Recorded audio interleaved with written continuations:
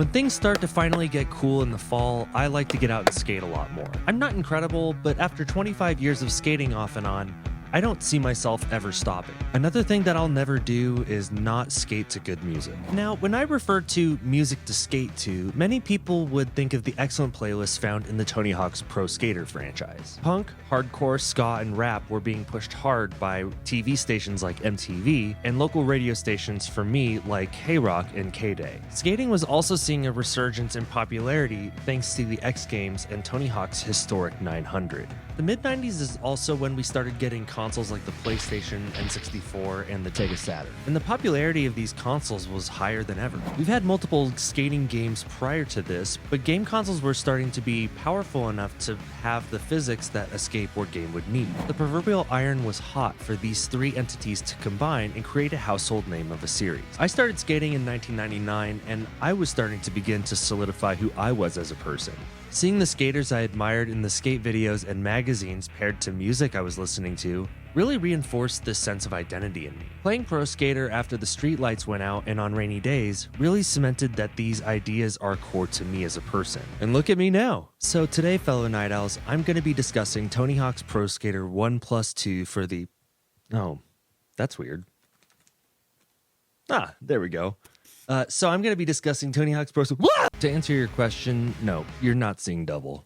Oh, thank God. I thought it was from this head concussion. Releasing in 2001 exclusively on the Xbox, this game combined Pro Skaters 1 and 2 and was developed by a recent acquisition of Activision, Treyarch. You could have 4-player multiplayer just thanks to it being on the Xbox. It also had customizable female characters before Pro Skater 3 released. It also had better graphics and a visible balance meter. The game also came with 5 bonus levels, which is a nice addition all things considered. These levels are generally not well regarded, but they're there, and they could have just given me Bumkiss and I would have still ate it up. The recent remake for modern consoles doesn't have many bonus levels, but with a robust level creator and online play, the options are really limitless. I really enjoyed playing these remakes, and it brought me back to, playing games as a kid, on that tiny TV, hooked up with an Xbox and having it all out on the carpet. I picked up the game in 2020 when it was released, largely from having fun skating again. The graphics in both these games hold up, and I don't feel like I lost a step when playing both of these titles. If you've made it this far in this video, then you probably already know if you like the Pro Skater series. So instead of doing a review, I'd like to talk about some of the strengths of the Pro Skater series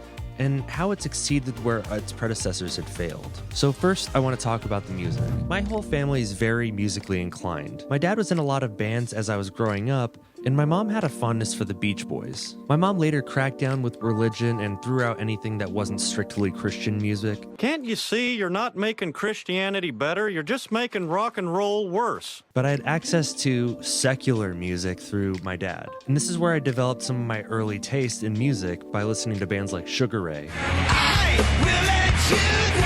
Smash Mouth, And just like fashion, it's a passion for the with it and Adam Hands.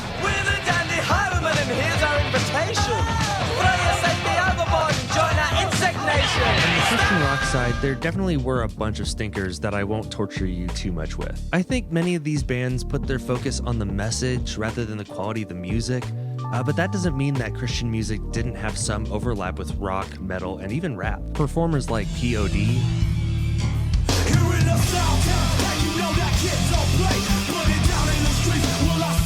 Five Iron Frenzy,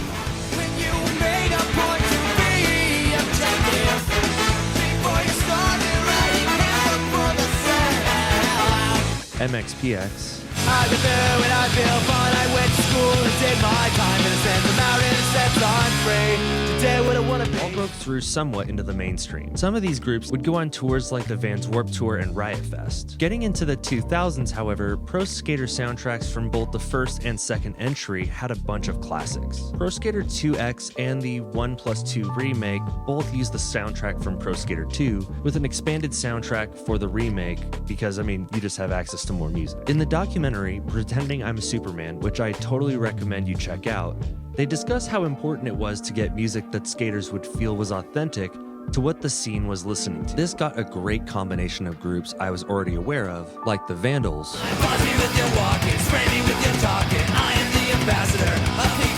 Rage Against the Machine, and Power Powerman 5000. This is what it's like when worlds collide. But these soundtracks exposed me to a few groups that I hadn't heard at the time. Some of these include Lagwagon, Just another Saturday. Melanicolin, Shut you out. We'll put you in doubt if you think that you're special. We'll tell you who you are. We'll tell you that you're close but no cigar. The future birth on And the sun, Dub they grow Pistol. up from the stem of my pen to exert energies that revert from its natural source. In reverse, I'll take the opposite course. To top the soundtrack of 2X, you could even rip CDs to the hard disk drive of the Xbox and play a custom soundtrack. The expanded soundtrack of 1+2 feels like a natural extension of the original. The soundtrack was expanded with groups like Rough Francis,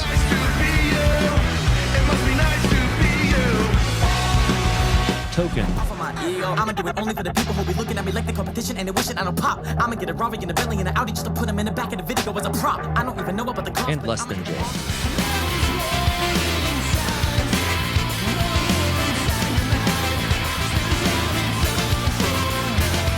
At the time of Pro Skater 2's release in 2001, these songs weren't just being played on PlayStations. These songs were becoming popular on the radio, on MTV, and in mislabeled Kazaa torrent files. MTV was also pushing a lot of what became known as skate punk. Bands like The Offspring, NoFX, Pennywise, and Bad Religion weren't just using skating as a way to further define their genre. They were actually genuinely excited to be a part of things. Skaters were often featured in music videos, and in turn, skate videos would feature music from many of these artists. Guys were making movies and they were saying, hey, can we have your songs? And I would send them every record we had.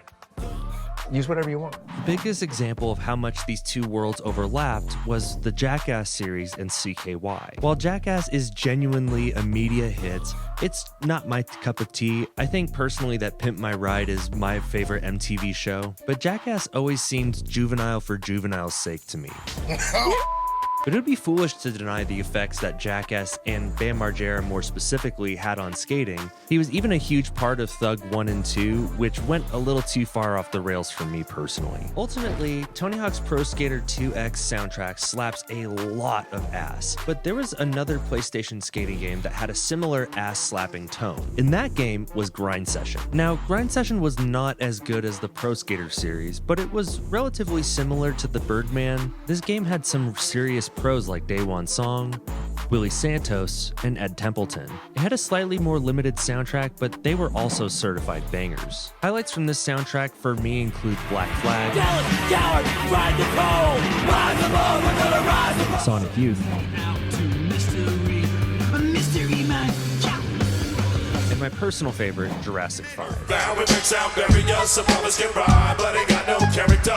So in preparing you for war, don't give up the fight, you need to stand up for your rights. There are multiple skating games with excellent soundtracks, and we could be here all day if we just wanted to talk about music. I am just in awe of what the Tony Hawk series came to be. I mean, without this game, we wouldn't have Tony Hawk being a household name the way he is now. And honestly, I think that's what we all seek in life.